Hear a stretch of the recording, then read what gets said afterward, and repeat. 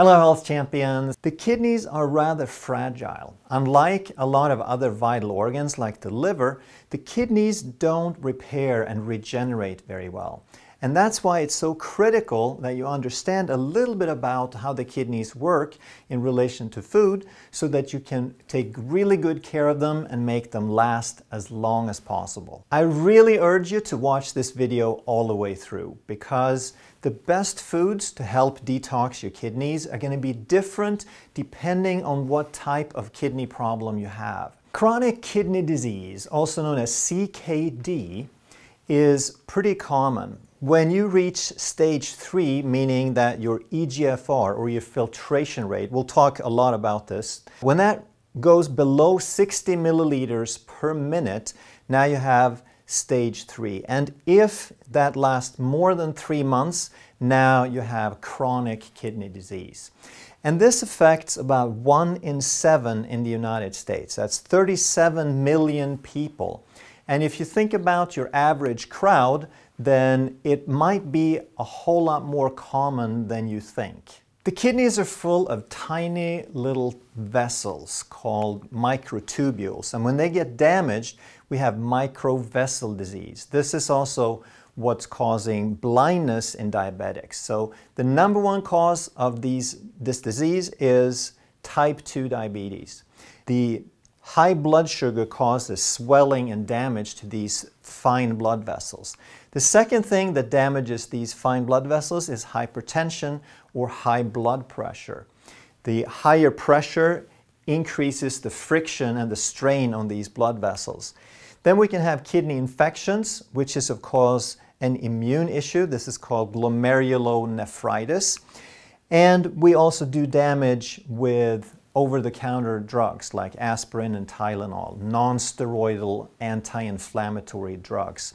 And while there are other causes as well, these first 3 accounts for the vast majority of kidney damage. And what is the cause of these things in turn then? Of course, what we talk about a lot on this channel, it is sugar and insulin resistance. So sugar and insulin resistance is almost synonymous with type 2 diabetes, but they also cause metabolic syndrome. Type 2 diabetes is part of metabolic syndrome, and so is hypertension. A huge percentage of high blood pressure goes away when people reduce their insulin resistance. And also immune issues. Sugar is very detrimental to your immune system. So all in all, sugar and insulin resistance accounts for the vast majority of kidney damage. Now, we really have to understand the stages of kidney disease because the foods are going to be different for different stages. And it's kind of interesting how they name these because stage 1 of chronic kidney disease, that sort of sounds like you have early chronic kidney disease, right? But it actually means that your filtration rate is over 90 and that is normal. So in my mind, that would be called healthy or maybe stage 0, if you will. But for some reason, normal is called stage 1. Then it's equally curious with stage 2 because this is when you've fallen below 90, but you're still above 60. So that would be the pie chart number 2 here. And the curious thing there is that now you are starting to get some kidney damage. Your kidney is not filtering optimally anymore, and you could even have some symptoms at this stage, even though that's not very common. However, when you get your blood results back, and if your eGFR is, for example, 77, like in this case, then you would be right in the middle of stage 2, but you're not going to get a flag because you're over 59. And the lab reference says anything over 59 is normal, even though you're at this point now in stage 2 chronic kidney disease. But stage 3 is when you start to really have some trouble. This is where you really want to pay attention. It's when you're between 30 and 60, and they've divided this into 3A and 3B. Stage 4 is when it's below 30 but above 15. And stage 5 is when you filter less than 15 milliliters per minute. Now your kidneys are really shutting down. So we're going to go through and talk about some different foods relating to this, but understand that when they talk about the typical recommended foods for a kidney diet, they're talking about this segment, this pie right here, between 15 and 60. Stages 3A, 3B, and stage 4. The other stages are completely different. And we'll talk about the worst one first. Stage 5 is when you have kidney failure. Your kidneys are filtering less than 15 milliliters per minute. This affects about 2 million people worldwide. And interestingly, the US has almost half of those. 785,000 people of those are in the US. So even though the US has 4% of the world's population, we have about 39% of all the kidney failures, almost 10 times the average rate. So that should tell you something about this being a dietary problem. The fact that we spend $4 trillion on so-called healthcare has done nothing to reduce these numbers, which again, of course, means that maybe that $4 trillion that they call healthcare isn't healthcare at all, but rather sick care. So again, if you want to get healthy, then you have to learn and understand some things and take care of yourself, not rely on the system to do that for you. And the reason you want to do everything you can to avoid stage 5 is that by the time you get there, there's really only two choices. One is dialysis, which is sort of a miracle. It's very nice that they have sophisticated machines to filter your blood for you when your kidneys have given out. That can keep you alive for a while, but it's not a pleasant lifestyle. And the 5-year survival rate is only 35%. That even though there are people who can live 20, 30 years with dialysis, the life expectancy is very, very poor, and a large number of people die within the first year. If you were a normal person and you hit your 60th birthday, you would expect to live to about 80 or 85. But if you are 60 and you get put on dialysis, your life expectancy is about 64 years old. The other option besides dialysis would be a transplant. And the life expectancy here, the 5-year survival, is much better. It's a full 80%. However, there's only about 20% who can get it. There's 100,000 people in line every year for a kidney transplant, but there's only about 20,000 kidneys available. So most of these people have to wait and get dialysis, and a whole lot of them die while they're waiting. So why do people with kidney disease need to limit certain foods? And the problem with the kidney is that it can't filter certain things adequately anymore. And these are sodium, potassium, phosphorus, nitrogen, which is a waste product from protein consumption, and even fluids, even clean water. So while the kidney normally does a fantastic job of balancing and keeping and getting rid of all these substances, when the kidney is damaged, now it can't do that anymore. It's also really important that we understand one of the myths regarding this issue. And what they're saying is, we know the damaged kidney can't filter certain things, that the sodium, potassium, phosphorus, nitrogen from protein, and water, they do damage. They injure further the already damaged kidney. But then they jump to a conclusion and they say, therefore these are bad things, and by reducing them, the conclusion is that now we can prevent kidney disease. That is not a valid conclusion, because we need protein to build tissue. A healthy kidney needs protein to repair and replenish itself. A mildly damaged kidney needs protein to repair the damage. And these other things are essential minerals. These are very, very important that we get on a regular basis. So a healthy kidney needs these things. A sick kidney, you have to limit them because the body can't regulate it anymore. And to give you an idea how silly this argument is, it's like saying that weight bearing on a broken bone is bad, because if you break a bone and you put weight on it, if you walk on it every day, not that you could from the pain, but if you did, then that bone couldn't repair properly. And then they say, therefore, weight bearing is bad for bones. While the exact opposite is true, of course, because weight bearing is what builds strong bones to keep them from breaking. Stage 1 and 2, the very early stages, there is no major damage. Your kidneys are still pretty healthy. Stage 1, they're absolutely normal. Stage 2, they're starting to get just a little bit congested. So should we restrict these items? Well, stage 1, I would say no, because you're still healthy. You eat real healthy food, then your body can regulate this. Stage 2, it sort of depends. Now you want to start looking at your blood work. Are your minerals off balance? Are some of these starting to build up? And if they're not, then you're still doing fine. Then you want to eat whole food so that your body has the resources to repair and replenish what it needs. But if your blood pressure is going up and if you have some other problems, then yes, maybe start looking at that. What you do want to do is you want to understand that the problem is insulin resistance. That's what causes it. The sugar and the insulin clogs up the kidneys.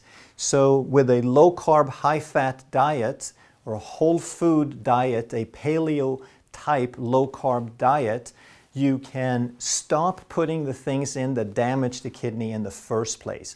That's the first key. Besides low carb, you want to eat whole food so you get the proper nutrients to rebuild your body, including the kidneys. And what about protein? Well, you do need protein to rebuild the tissue, so don't cut back too far and don't exaggerate by eating huge amounts, because large amounts of protein produces a lot of nitrogen as a waste product, and that can be toxic to a kidney, especially if it's having some trouble. But you'd have to eat quite a lot to really create a toxic load of nitrogen. But if you're getting closer to the 60 here, then maybe restrict the protein a little bit, but remember, you still need it to rebuild your tissues. And then of course you still want to do some exercise, because exercise creates signals for your brain and your nervous system. It drives every single functional system in your body benefits from exercise. And you want to do some kind of stress reduction, because stress drives blood pressure up. Relaxing and meditation reduces blood pressure, and like we said, high blood pressure is damaging to the kidneys. By reducing stress, you're also going to improve your immune system and reduce the chances of a kidney infection. So stage 5 is a little different than any other case, because now there is major damage. You do not want to try to handle this on your own. You need to be under the care of a medical doctor. This is an emergency. The specialist is called a nephrologist. And you have to limit your sodium, potassium, and phosphorus, because your body can't eliminate it. But you even have to limit your water intake, because the kidneys are filtering so poorly, you can't even eliminate fluids properly. Now, protein is kind of a special case here, because even though your kidneys are damaged and the nitrogen waste products are tough to get rid of, you're losing protein and you have to have a little extra. So there's a protein called albumin. That's the main blood protein that holds the water inside the bloodstream. But you're losing albumin a few different ways. Usually when the kidneys are really bad, your liver isn't super healthy either. So very often the production of albumin in the liver goes down. Then if your kidneys are still producing any urine, then the protein is leaking out through the kidneys, and the very process of dialysis actually filters out additional quantities of this protein. So you're losing it three-way, and this is causing severe edema. So it is very important that you get some protein, but If you also watch my previous video on proteins, you'll understand that you want to focus on the high quality proteins because the nitrogen waste comes from proteins that are turned into fuel, into energy. You want the better the quality of protein, the higher the percentage of the protein that gets turned into tissue. And if it gets turned into tissue, there is no nitrogen waste. The lower the quality of the protein, like oftentimes protein powders, are poorly utilized and create a lot of nitrogen waste. And this brings us to the situation where a standard kidney restriction diet is appropriate. And this is stage 3 and 4 of chronic kidney disease. This is what we talked about, the shaded area.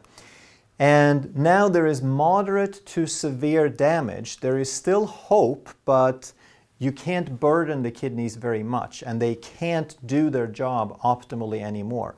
So in stage 3 and 4, you need to limit your sodium below 2,000 milligrams per day. You need to limit your phosphorus to less than 1,000. And your protein should probably be limited somewhere between 60 and 80 grams, depending on your body size. Now, potassium's a little different because it is still filtered properly in this stage 3A, between 45 and 60. So you don't want to limit it because it is a very, very valuable mineral. And if your body needs it and can still handle it, then you don't want to restrict it. However, once you hit 3B, between 30 and 45, now you need to start watching it. And you should limit it to below 3,000 milligrams. And once you hit even lower in stage 4, you need to limit it below 2,000. And why is this so important? Because a lot of your signaling in the body, especially regarding the heart, is very sensitive to potassium. So too high a level of potassium can cause heart arrhythmias, and in really severe cases, it can actually cause your heart to stop. So now that you understand those stages, the foods become a cinch, and you can figure this out for a wide variety of foods, but remember that this applies for stage 3 and 4 primarily, and if you need to review the other stages, then go back and do that. So apples are often recommended. They have some good cleansing properties. Their phosphorus is very low, 11 milligrams, potassium 107 milligrams, and sodium only 1 milligram. And all of these numbers are per 100 grams. So an apple might be, actually, large apple might be twice as big as that. So here's the caveat though. If you are early, like in stage 3, and your kidney is getting damaged by insulin resistance, then you want to pass on this, because if you have diabetes or insulin resistance, sugar is the last thing that you want to add. There are other things with low levels of these minerals that will not add the burden of sugar. One such example is bell pepper. So here you're getting roughly the same low levels as an apple, but without all the sugar.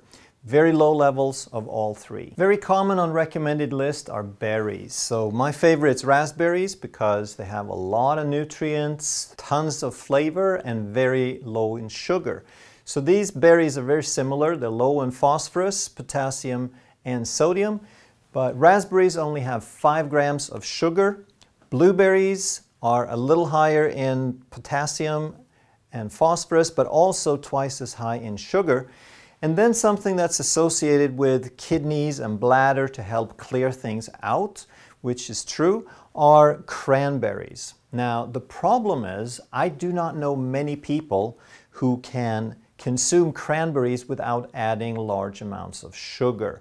So again, just like the apple, if you have insulin resistance or diabetes, that's what caused the kidney problem in the first place. So don't eat that unless you can drink it on its own without adding sugar. Cabbage is a great food, very low in these, and there's many different ways that you can use cabbage, and one of course is sauerkraut. Number 5 is cauliflower. It's a little bit higher in potassium, and keep in mind that these numbers are per 100 grams. and cauliflower is something that you could easily consume a few hundred grams. So it's only toward the later stages though that you have to limit potassium. Green leaf lettuce is another great one. It's very low in these items because their numbers are low to start with, but it's also very difficult to consume 100 grams of lettuce. I mean, 30, 40, 50 grams of lettuce goes a long way. Another great food is onion. It is low in all these minerals, but it's also low in carbohydrates, but high in sulfur-containing amino acids, which can help boost glutathione and boost your immune system and your cleansing ability. Now here's an interesting one, because egg whites is on virtually every list of kidney diets. So minerals are low in the egg white and it has a good amount of protein. But here's the problem. When you take out the yolk, which they recommend you take it out because of the phosphorus in this case. Now, when you take the yolk out, you're lowering the protein value of this food. It's very poorly utilized when you only eat the egg whites, so you're going to make more of this nitrogen waste that you're trying to avoid. So what I would suggest is that you still eat the whole egg. When they say to restrict the phosphorus, potassium, sodium, they say restrict. You don't have to eliminate it. You don't have to eat zero because everything has a little bit. So what you want to do is you want to make sure that the protein you eat counts, that you get the most possible building blocks, the best possible building blocks for the amount of these phosphorus and these minerals that you consume. So you still have a kind of a budget of phosphorus. So when you eat the protein, make it count. But of course, you can't have unlimited amount of whole eggs because you're still trying to limit these things. Same thing with meat and fish. They're usually not excluded from these kidney diets, but they are recommended that you limit them, which I would totally agree with. But these are still some of your best choices to get the protein because you do need some protein. So when you do eat the protein, make it count. Get the best quality that you can so that your body gets the proper building blocks. Even though it does have higher levels of these items, you're getting a lot of bang for your buck. And number 10 on the list are 3 items that are generally considered very cleansing. They have a lot of positive properties. They're anti-inflammatory, antibacterial, etc. We have garlic, ginger, and turmeric. And this is the only time I give you the quantities per 5 grams, not 100 grams, because you probably wouldn't even be able to eat 100 grams of these if you tried. They're pretty potent. So garlic, ginger, turmeric, very low levels. And as you can see, even a teaspoon of turmeric has some amount of potassium, but again, you're not going to eat all that much. So these would be a great addition, almost like a medicinal addition to help cleanse the body in small quantities. If you enjoyed this video, you loved that one. And if you truly want to master health by understanding how the body works, make sure you subscribe, hit that bell, and turn on all the notifications so you never miss a life-saving video.